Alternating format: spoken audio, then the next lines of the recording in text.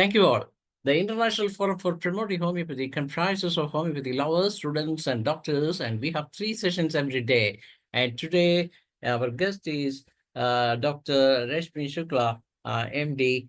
She has presented 3 sessions, already 2 sessions in our English and 2 sessions in our Hindi webinars. And she is a person who is running a beautiful session called Homemade. She is the founder, CEO, which the purpose of the Homemade is to promote homeopathy, to educate homeopathy among doctors as well as students and those who are interested in studying homeopathy.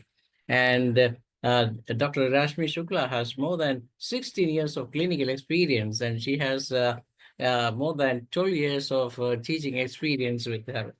And all in all, a very, very good session is going on here. And as you all know, that the International Forum for Promoting Homeopathy its aim is to promote homeopathy among public and educate our doctors to become better prescribers. And so a very important subject doctor has undertook here, and that is understanding and explaining futuristic homeopathy part 3. This is what we are doing. This is a very, very important session. Hope all of you will be here and you will promote homeopathy to the public in this way, what Dr. Rashmi Shukla is doing. Thank you all for joining the session, and we welcome all of you to the session. Now, I proudly welcome Dr. Rashmi Shukla to begin the session. Welcome, Doctor. Thank you so much, sir, once again, and thanks everyone over this platform who thought that I could contribute in some or the other way. And yes, I would like to contribute to my fullest, whatever. It's again a platform which actually inculcate and involves everyone very positively and very welcomingly. And that's why I love this platform, and I somehow anyhow make it up. Okay, I'm there whenever I am called upon. All right, so I'm trying to share my screen. Let me know if it is visible. Is it visible? Yes, it's visible. Yeah, perfect.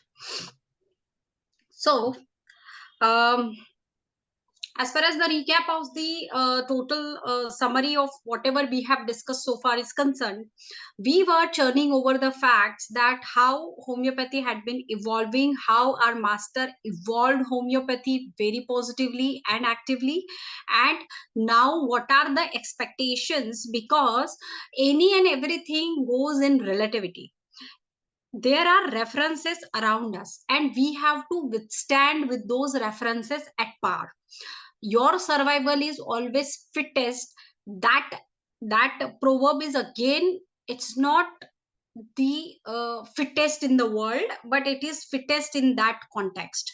So if you see, if in a small fish tank, a bigger fish may be fittest, but in ocean the other big fish will be fittest. So it is always relevant, it is always context. Now, as I gave you example of the fish, like, from of a small tank and a ocean, so similarly we here take the context of historical milestones, that in what context there was a time when our master Hahnemann discovered homeopathy. It was much ahead of time. At that time there were no clinical diagnosis born. I think the system did not know what it name should be, what are its principle at all. Although there are little evolution, but I think still it continues to be empirical, the other systems. But homeopathy lay down over, took up a charge of a leader, a torch bearer of that time, where it emphasize over the observation, it emphasized over the clinical understanding and clinical evaluation of patient, it emphasized over the diagnosis, it emphasized over the right evaluation and analysis of patient over certain norms, and it also emphasized over similar analysis and evaluation over the remedies that are to be given. So a complete holistic, most wonderful system that our master contributed which I think was a challenge where people were struggling, like Brosius method, materia pickens, causa occasionalis, tole causam are for favorite short notes of first year. So where when people were struggling with various, how they should be, medically, how they should be making themselves fit to cope up with the condition given in the hand, Hahnemann was the one who actually scientifically put up that medicine can exist scientifically too. So I think the most credit as far as until date given is to Hippocrates, because he was the one who first in foremost, like father of medicine he is very rightly called, because he was the one in the decade of 336 is what I remember. That time he emphasized over observation. He has his that humorous therapy theory, but he somewhere tried to categorize and try to be more practical and scientific, like at least you observe the patient. But somehow later on everything got messed up, and there are various school of thought in the system came up, and things were like patient care and patient what we say relief took a back step. But proving yourself so important, and um, you are a true healer or true practitioner who is treating or curing patient, became the first part of the total system. So what I wanted you to emphasize or understand overall in this scenario is the first thing, that when medicine was evolving, when we study the history of human history of medicine, when medicine was evolving, it it there are certain systems that continue to evolve, continue to give explanation, continue to open and embrace whatever new is coming up. Of course, uh, the natural principles are the nature's law are eternal, constant, and because it has stood the test of time any which ways. But the second point that we must not forget at the same time, that explanation, every time the explanation, just now we had a wonderful explanation about uh, we keep on hearing various religion or cultures giving the several type of explanations. Just a second.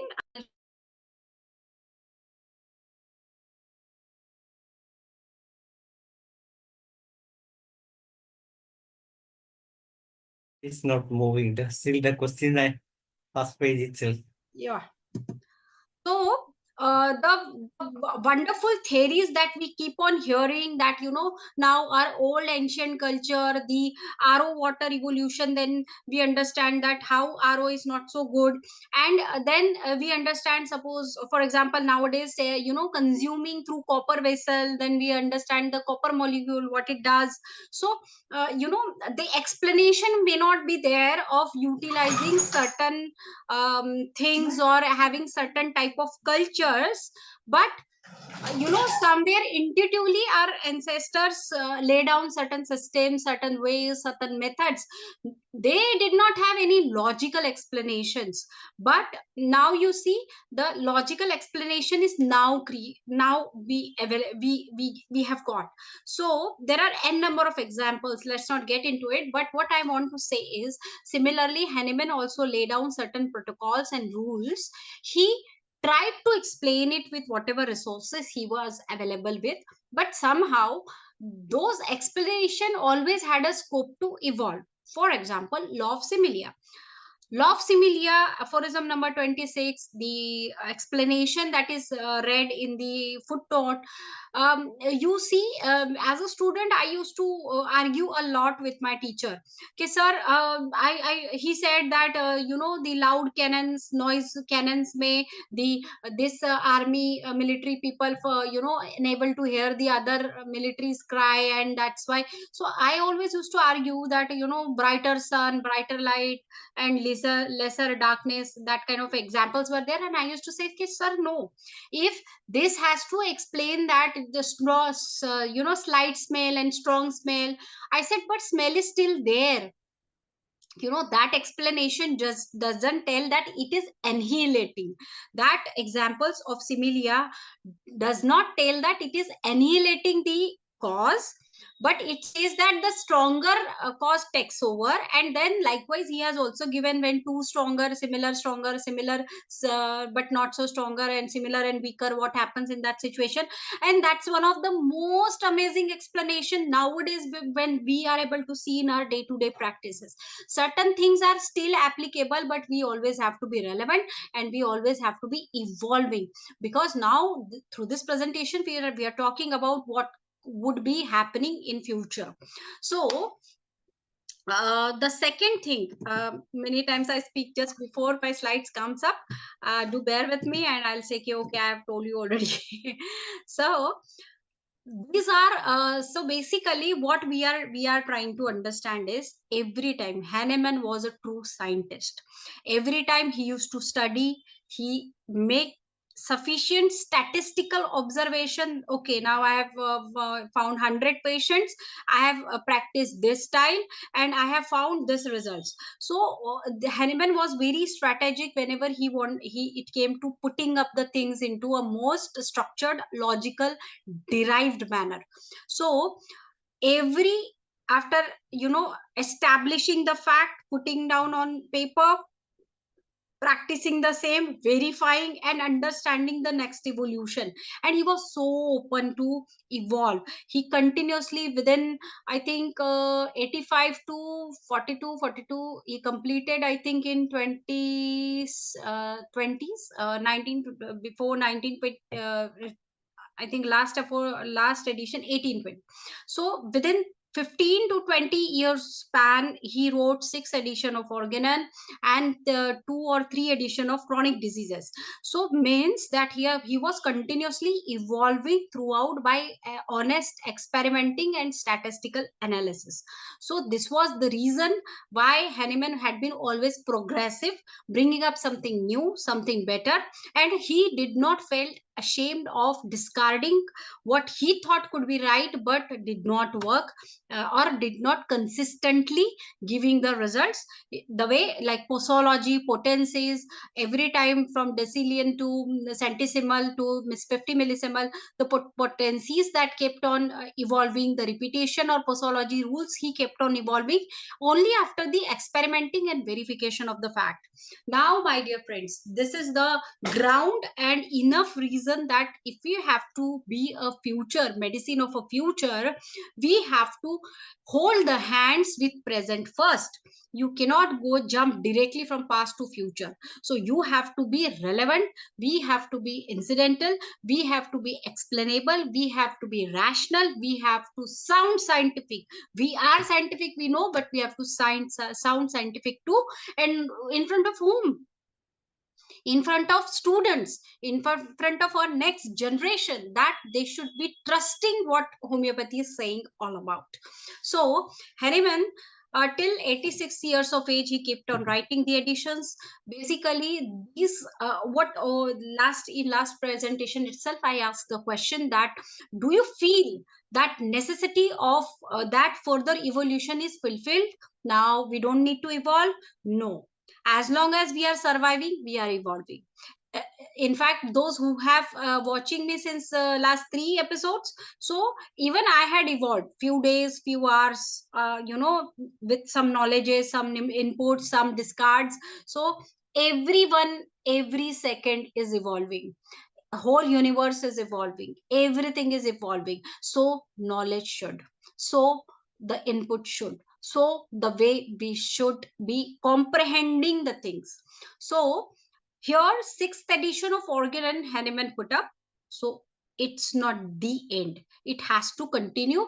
The other edition means, I would rather appeal that now seventh, eighth, ninth, 10th, or the further edition of organon should come up. Now initially when I try to put this idea up, everyone, like, some people were like very conservative over that. They said ki, how dare someone can think like this, the master was ultimate. Yes, he was ultimate, but his work was not. It has always the scope of evolution, and someone has to come up with all that daring and commitment that no, we have to really evolve this to most comprehensible present text, because this text is still there in the this thing, and very important. We call it as a manuscript. It's our Gita, it's our Bible. So if so, then there has to be additions, because ultimately there is always a scope of evolution. Principles will not change, but explanation will always have better explanations to comprehend. Now what I think this slide last time also said that when a student comes out, have you seen, I think most of us might be from a big or good academic background. Yes, last time I had someone who just given a critical feedback over my presentation, principal of some institution. So there might be many academicians. So I want to ask one question to them. If we get a chance, we will definitely interact over it. Do you think that the kind of understanding our students are giving, why do they are so fascinated by joining allopathy hospital, joining besides salary, why they are so fascinated of joining those kind of institutions? Because they somewhere feel that clinically they are not at par, they have not understood how to examine. And last time I have give a very great not great but very elaborate discussion over why they feel inferior, because the OPDs, the IPDs, not I'm excluding those 10-15% of institution which are really having a good kind of OPDs or patients or real patients, but 85% of those institutions who are writing the fake case papers. So what kind of confidence we are generating in them? The explanation of, and it is said that don't take it personally, but by and large uh, it is said that in general, in common public also, not just in homeopath, I am also a professor, but by and large it is said that कि जिसका clinic नहीं चलता है, जिसको patient ज्यादा नहीं आता है, वो टीचिंग में जाता है. सो ऐसा बोलते थे. So but of course we do have again I think 40% of academician who are very very good clinician, but there had the proportion has to go high. The way if I know that we had from our Nagpur, we have one of the great clinician come academician. All of us, you must have heard his name, Dr. Sunil Parse. We really regret that he is not with us. Late Dr. Sunil Parse, he was one of those who had who had very good clinical practice, but he had very good hold over organon. So when this teacher tried to teach the organon, he will teach the real application of organon. जैसे कि Dr. Nagendra Babu sir is there on our application. He teach real application. Dr. A.K. Das sir has given a course, and soon his hospital is starting. So soon he is going to give or practical implication of the organon, like how bedside, how art of observation, not in book and it's in its aphorism, but over the patient live. So what I'm trying to tell is that the confidence in students will come when the teachers will be confident and competent. Confidence come from competence, so we have to really focus over building right competence. So not just syllabus. I thank that a great academician from Nagpur, Dr. Ved Prakash Mishra, himself has crafted this CBDC syllabus, which has been implemented and now accepted, and now this is being second batch of CBDC syllabus, where competency based dynamic curriculum. So competency based dynamic curriculum, we had a huge lecture over this. I might just circulate the link to, that what exactly the person who wrote word by word of his 1600 pages of draft of how CBDC syllabus should be, what it intends, how it has to be taught, everything. Dr. Ved Prakash Mishra sir from Nagpur itself. So he has crafted that CBDC concept. So this CBDC concept, if we start teaching student in most practical way, the students will be competent, then they will be confident. So there is definitely right now a level of a number of students that does exist who has short in confidence. The another reason is if they ask, because in organon itself there are a lot of criticism about allopathy. So fortunately now most of allopaths have accepted organon कि okay वो उस समय के लिए लिखा है, हमारे लिए थोड़ी लिखा है, हम थोड़ी ऐसा करते हैं, because but now the things have turned another way. So I think that another introduction has to be written for the organon, more relevant introduction has to be written for the organon. And the coming edition needs to have better cover pages and better circumstantial thing. One more very highly revolutionary thing I would like to say is, and it is not for homeopathy, it is not for organon, it is not for materia medica, it is for general medical sciences. If you see, most of the textbooks that we read or that we study and teach to our students, written by whom? Western writers. Most of, almost everything. Apart from that, those small what we say notes, kind of anatomy, physiology, Harsh Mohan, these kind of small critic or whatever textbooks are like, they are just the notes of the main source books. Like Robinson's has written pathology, Gray has written anatomy, Guyton has written physiology.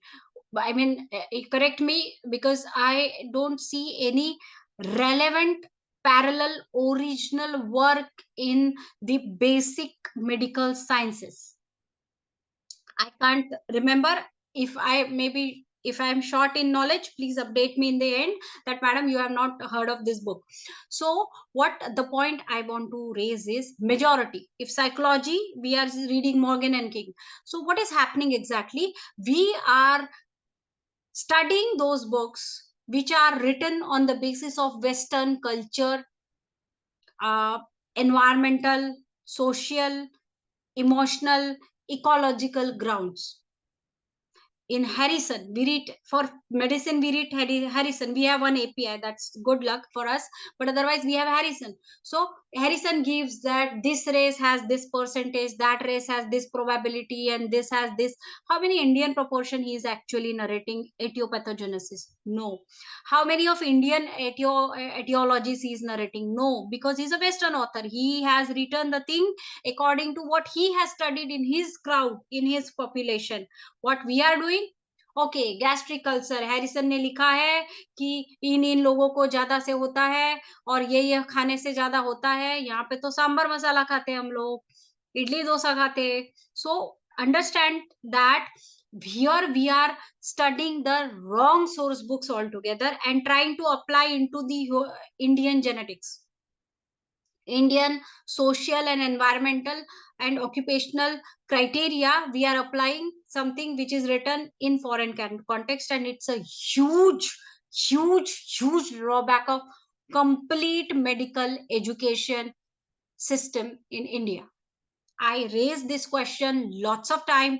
Okay, Indian source books has to come up with the original studies done in Indian continent, in Indian public, in Indian scenario, and that are subjected to regular revision. Every decade, new edition of every book should come, because 10 years are sufficient time. Because now COVID, Harrison will now in his next this thing he'll write COVID, but our organ and materia medica may not have COVID.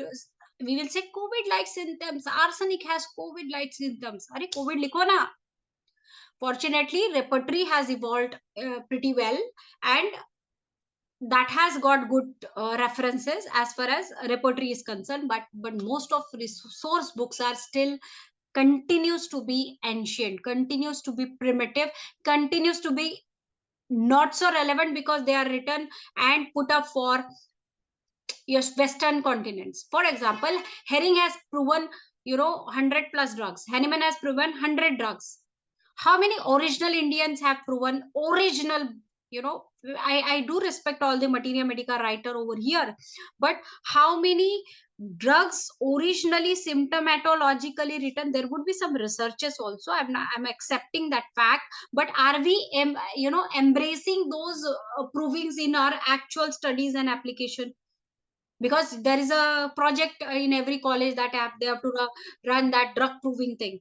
But how many drug studies done over Indian population has been embraced as ki okay, pulsatilla का pulsatilla patient chilli नहीं hot है, आज भी confusion है, ठीक है? सो अब आप इमेजिन करिए इंडियन टेम्परेचर का चिली हॉट और यूरोप का chilly hot, what's the relevance? So there is a fundamental, मतलब क्या है, मतलब we are practising the source book जिससे रेफरेंस लेके हम पेशेंट को दवा दे रहे हैं।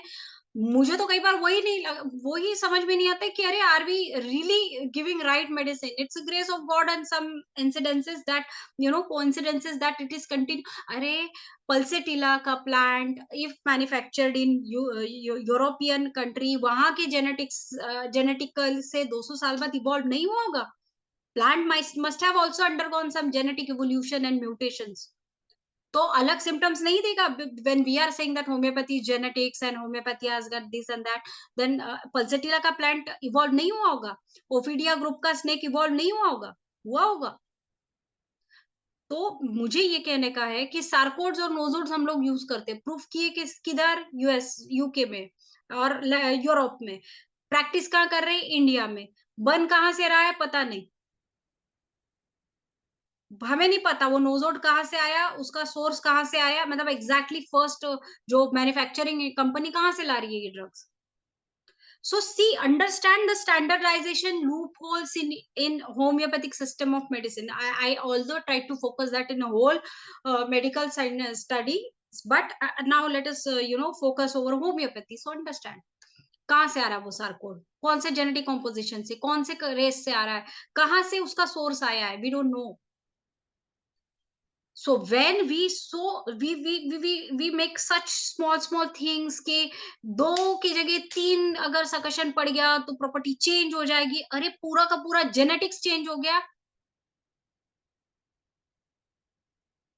Understand कि Hahnemann was so critical while even giving anticlockwise clockwise, even suction का तरीका भी, अगर अगर you have a back bounce then the whole energy system gets distorted, like these are kind of explanations. So if it is so fine, why are we ignoring such a gross ignorance of big genetic shift of the provers, of the patients, of the resource of drugs?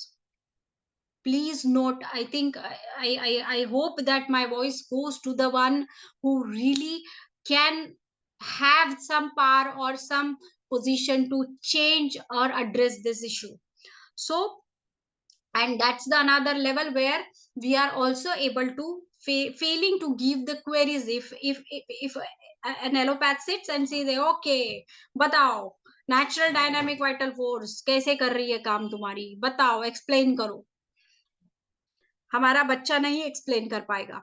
लेकिन अगर हम उसको ये बता दें कि भाई जो जो जो वाइटल फोर्स का कॉन्सेप्ट है वो होम्योस्टेसिस से मेल खाता है, जो डायनेमिक इक्विलिब्रियम मेंटेन करने की मेल खाता है, I am not saying same, ठीक है? सो डायनेमिक इक्विलिब्रियम मेंटेन करने का जो टोटल कोशिश है of the body is because of that equilibrium effort that vital force try to keep. What is that?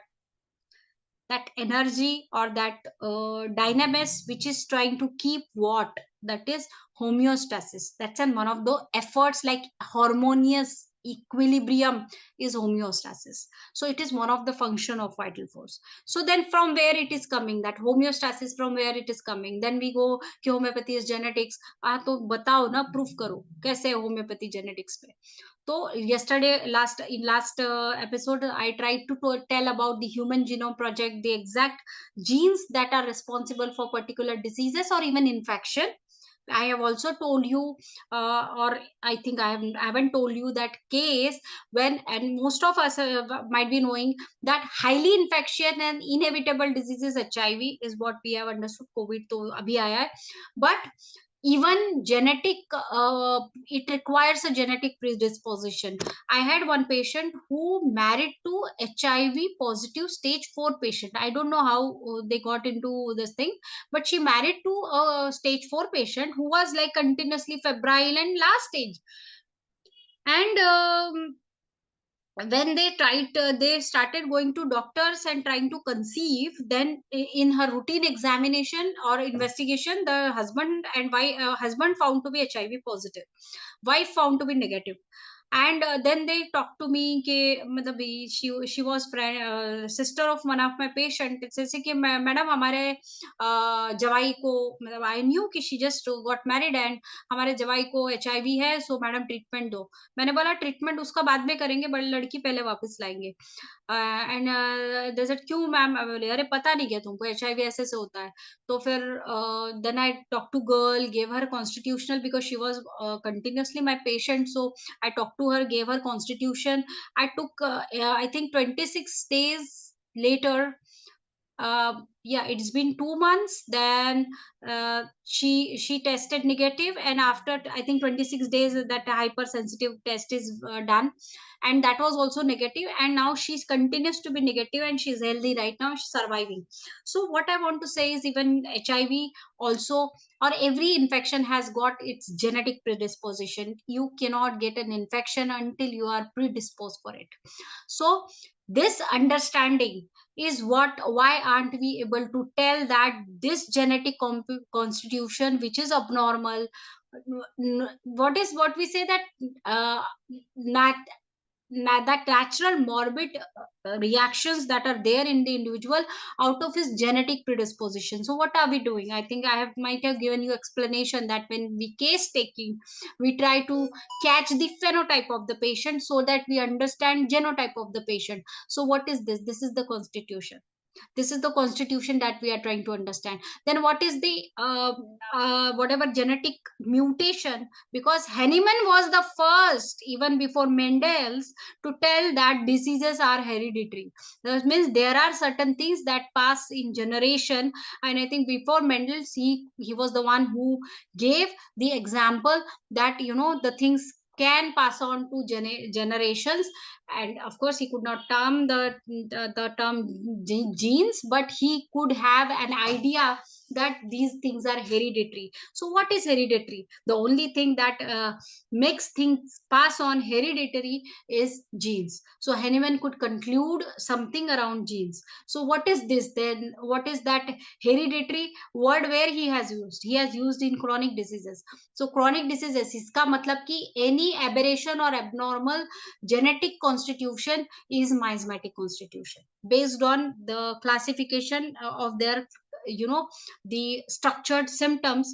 It is the classification of miasms wherever the individual fit in. But what it is reflecting? It is reflecting the internal essential nature of the disease. You remember those hashtag word, internal essential nature of the disease is something, is the genetic constitution that Hahnemann was hinting at.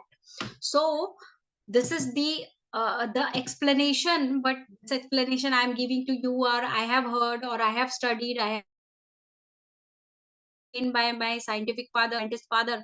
So I'm trying, I able to tell you, but our students should know that what is miasm exactly. So, and we should have great efforts of translating those miasmatic theories into most scientific and relevant context.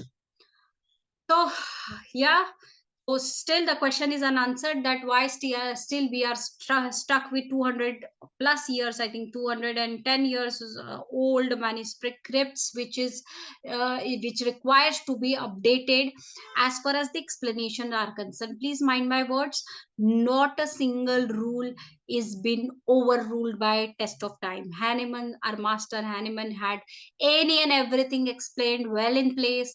The rules were well in place, and we can still explain them very nicely, except the explanations, because explanation needs evolution. So again, I am not able to understand why still we are not embracing the change or the improvement. So Hahnemann and most of the first generation homeopaths um, uh, actually uh, they just deferred, or they just were reluctant to give the clinical terminologies to diseases, because the other school was overdoing it. They were overdoing the diagnosis, materia picantolicosm, causum, and clinical side they were overdoing, and they were not working over the therapeutic side. I do agree that because of this, it has got a great advantage that homeopathy, whenever the disease someone is not able to diagnose the exact diagnosis of the disease, still homeopathy has a solution. For example, even if you aspergillosis, if you are not able to diagnose the aspergillosis, that is a fungal lung infection, but still we have a medicine to treat it and cure it. But if the aspergillosis is not diagnosed, or the normal antibiotics will never work and cure that patient, because the diagnosis is not clear. So if the diagnosis is missed, then the patient is not going to get rid of or treated with the antibiotics. So this is the edge where we don't require, as far as if we are not able to diagnose it, but we do require diagnosis, and every one of us must agree that diagnosis is also required, but it is not mandatory to treat a patient. But when it comes to, right, like segregating the common and uncommon symptom of the diseases, we require diagnosis so that we have a that total exact portrait of the disease, and that is very relative. That is only according to, for example, a hypothyroid patient is there, and if she is not constipated, and rather she is having diarrhea or loose motion, then that becomes her individualizing symptoms of prescribing to part of the prescribing totality, because it is rare symptom. So this is something has to be even given more importance to. So that's where the diagnosis is important. But again, explaining those diagnoses, the diseases, the way Hahnemann explained the concept of disease will not stand. We have to have some evolved version or explanations. So are we, again, this again put up a big question over our mind, that are we really following, हम so called Hahnemannian बनेंगे कि हम तो Hahnemannian है, हम तो Hahnemann master है, he is a god to us. Yes, he is god to us, but are we really following him? Are we just following what he wrote? Are we really indeed following him? He had been continuously evolving till his death. Are we evolving? My big question to everyone. Again, yes, this point I have covered, that many of the facets of organon, I would rather say that if we subject the organon to a detailed review in modern context, I think the organon could be standing much ahead of what today's books are saying. But we need to really uncover. मैं आपको एक छोटा सा example बताती हूँ. It's a very it's a signature example, and that is wonderful. um, for example, the just now I happened to just came across that reel. uh, that fellow was explaining that why Shri Krishna, God Shri Krishna, is connected with makhan, like why he used to eat makhan. So then he said that ki the understand the how that makhan or that butter is made. So in that ek handa, ek pot where the dahi is been kept, and then that is like done like this, और उसपे से उसको गोल कर उसमें से मक्खन निकलता है. So what he is saying now इस सिस्टम को उल्टा कर दो. जब इस सिस्टम को उल्टा करोगे और वो जो पॉट है उसकी जगह पे अपना हेड समझो, एंड दैट जो डंडा है जो ऊपर नीचे आता है, दैट इज योर सांस, that is your breathing. So when you breathe in and breathe out, like you meditate, when you meditate, you discover many new and brilliant aspect of your mind and your reality. So that is makhan. That is evolution of that same compound into a better one, newer one, and premium one. So he was trying to tell that the signature has been established by making that makhan and consuming. Now Krishna is consuming, means with that dhyana, the higher awareness, when you come up, then you become that premium level where God will also love you. So that is his explanation. I'm just telling because just I wanted to tell that that concept can be explained with certain abstract thinking, that why it could be. So definitely here, when we are talking about science, there cannot be multiple explanation. There has to be a rational and hard fact explanations, and that has to be into continuously evolving mode. So yes, we should not stop at the sixth edition of organon, and that's why the way we have made organon sixth edition as a full stop in the evolution of homeopathy, I would request everyone to make a comma so that the story continues. Because now let us see the future. We may like or may not like, but this is the future.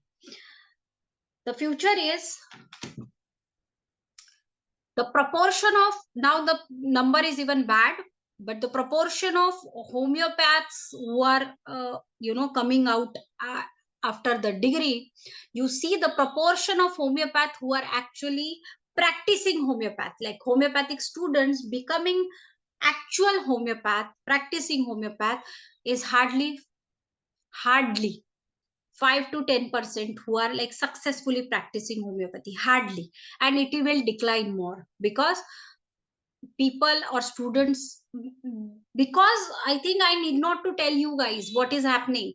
The students are not taking admissions in homeopathy colleges because there is no definitive growth plan. I have heard certain colleges in MP are having hardly 2 or 5 kind of admissions.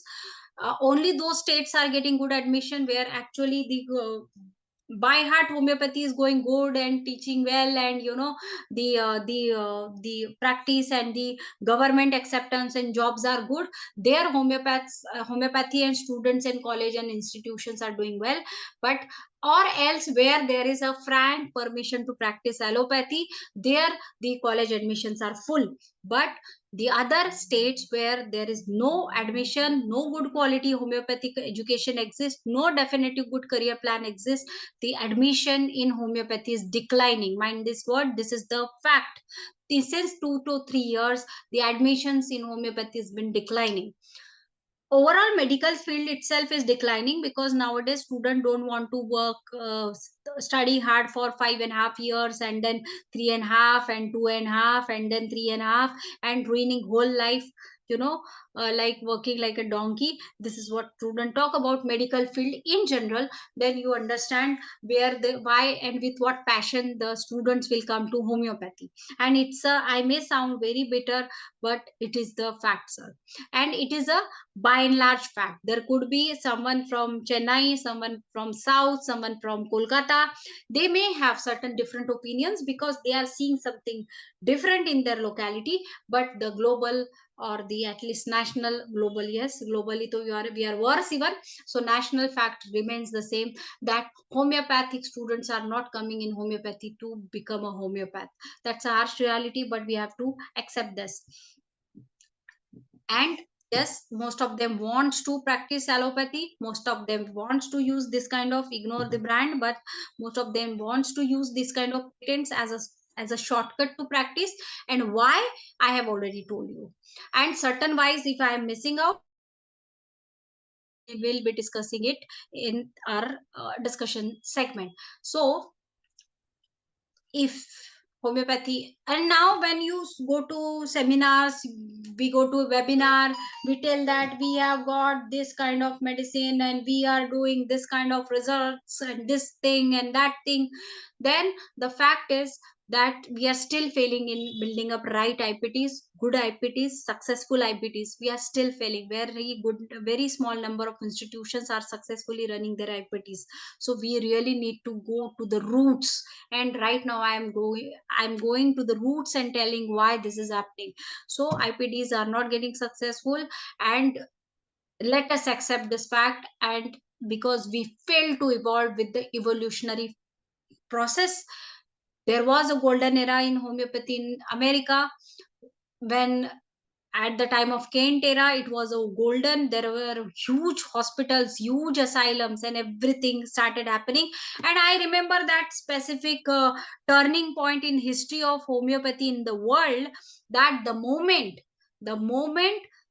I think world's first medical practitioners association was formed by homeopaths, world's first, and that was the American Homeopathic Practitioners Association. I may be either udhar, but that is the American Practitioners Association, Homeopathic Practitioners Association born. And definitely there was lot of racism happening with homeopathic, practicing homeopathy, lot of hatred they were facing. So naturally they have to gather and come together to form a group for their safeguarding. And that was the first doctors association that was actually brought up by homeopaths of America. And in their competition, then allopaths started their association, and then that became a war.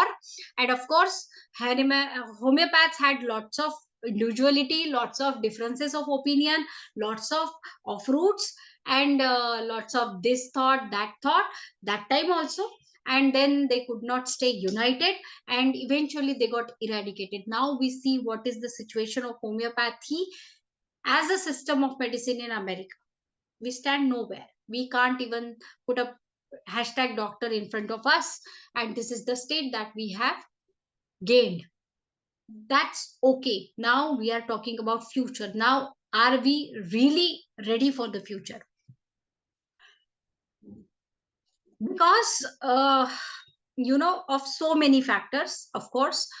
One is lack of unity, second is lack of scientific explanation, third is lack of embracement of these scientific researches that had been taking place from various research. Because yes, CCRH is doing well, many institutions are doing good research and good inputs, but somewhere we are not able to embrace and inculcate the same in our coming generation. So, my dear friends, it's not the time to be really hopeless. There is still time, and there is always a time the moment you decide to start. What I wish, what everyone, if one dot is there, there is a full stop, game over. But here there are continuous dots. Means there are few more dots, means after that dot, okay, हमने sixth edition के बाद dot लगा दिया था, लेकिन let us put up more dots of evolution so that it symbolizes the continuity, that we are again going to get aligned with the uh, what we say evolution. So the main idea is what I want to say, to summarize, because now Dhanesh sir will be soon back. I have got 5 minutes, less than 5 minutes. So the main idea is to update and upgrade the existing homeopathic philosophy. First of all, I'd like to say that the homeopathic philosophy, but homeopathic science also has to be, the word, the terminology has to be promoted.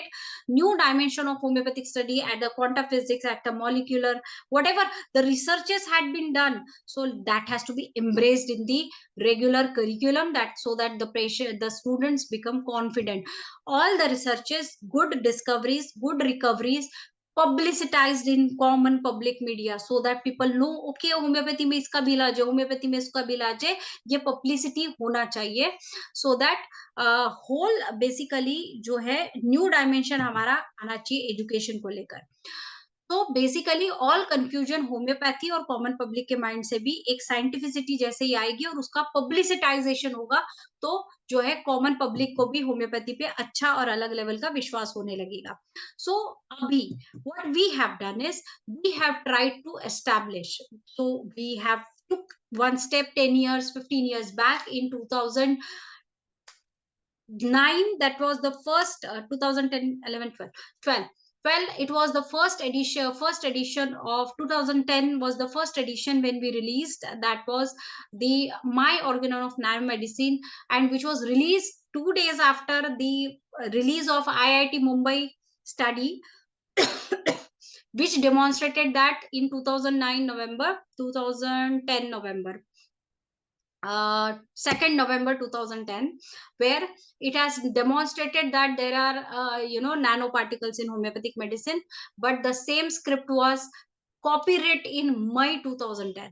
So which script? The book that we have published with Paris Publishers in the name of My Organon of Nanomedicine, Dr. Sani sir was there, who wrote the preface to the book, that was telling that how the things are as far as homeopathy and modern sciences, not modern medicine, is concerned, how we can explain the homeopathic fundamental principle word by word, aphorism by aphorism, and footnote by footnote. We have explained everything about the homeopathy and the modern sciences. We could explain the potentization, we could explain the individualization, chronic miasms, vital force. Everything is explainable in highly scientific way in the work My Organon of Nanomedicine. Now it has come up with the second edition, that is Preamble of Novel Homeopathy. I think this is the book, if you can see, Preamble of Novel Homeopathy. This was the latest released in March 2023, when the in the hand of Union Minister, that this book has given and published by B. Jains. So this book again explains the next level understanding of homeopathic principles and its cardinal laws. What I want to say through while concluding over the fact that the substantiating the truth, what this work is meant for, that the homeopathy is determined upon most scientific facts, is the final conclusion. The current scientific experiments are reproving the fact, but we should know that this has happened and this is how it has to be explained. To establish homeopathy as a scientific, theoretically proven therapeutic system, we have worked hard, and I think it's been like 40 years, not 40, 35 years, when Dr. S. Harriman has been writing over this book, studying various scriptures, and correlating everything to put everything in place. This book is also meant to provide scientific basis of various terminologies used in homeopathy, which might be appearing elusive or groundless in current scenario, but same things we can explain in most scientific way. Basically, on the basis of most scientifically proven facts and substantial explanation of modus operandi. Very important, very important fact is modus operandi has been explained very well as far as the this book is concerned. That law of similia, because until we explain our modus operandi, homeopathy will not come out of the placebo therapy wala title. Vital force we have replaced, or we have explained with the help of genetics. We have explained the susceptibility with immunity. Of course, there are bigger differences. Susceptibility is a wider term, but immunity is one of those assets of this thing. And miasms with the pathology, that pathology of homeopathy, many books even Stuart Close has written, but the miasms ka ek most balanced and genetic explanation based on human genome project of USA. We have explained that why miasmatic constitution and the human genome project, where it just is compilable. The invisible dynamics of homeopathic medicine, like how it works over the molecular medicinal memories, and the other further advanced like quantum physics concept, we have explained everything. So now homeopathy has to be like better explained as immunopathy, because homeopathy ko uske terms par bhi, of course I'm not in mood of renaming homeopathy, but we are actually the best immunopathy or immunotherapy in the world. and we had been working since ages over it, over the same principle, time and again, proving that how good we are and how efficacious we had been. So to conclude with, the importance of evolution cannot be denied. The concrete base of homeopathy concepts and underlying disease process, individuality of the disease and actual cause of disease, that is modus operandi of homeopathic medicine, ultimately cure should be well explained in the modern light, modern scientific light. So homeopathic action has to be explained, homeopathic theory has to be explained, and practically complete understanding has to be given. Our mission is take this revolution of knowledge, that is tsunami of knowledge, to next level. So we don't need a wave, we don't need wave to continue to be surviving in future. We need a knowledge tsunami taking place.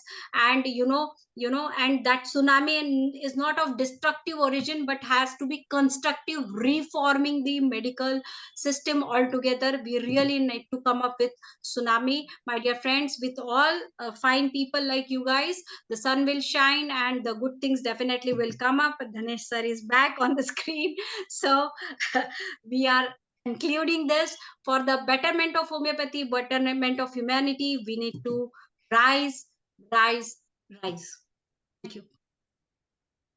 Thank you, Dr. Rashmi Sharma. Shukla, it's really very an excellent session. You talked about yes, what is homeopathy was yesterday, today, and tomorrow. What are the things to be done? What are the things not to be done? What are the things to be modified? What are the things to be eliminated? And how the fundamental thing that is building up new homeopaths in the homeopathic medical institutions. What are the things we need to do and what are the neat things we can do. Yes, we as homeopathic doctors together need to be united. As you told that the first homeopathic medical association was with the homeopathic doctors in America.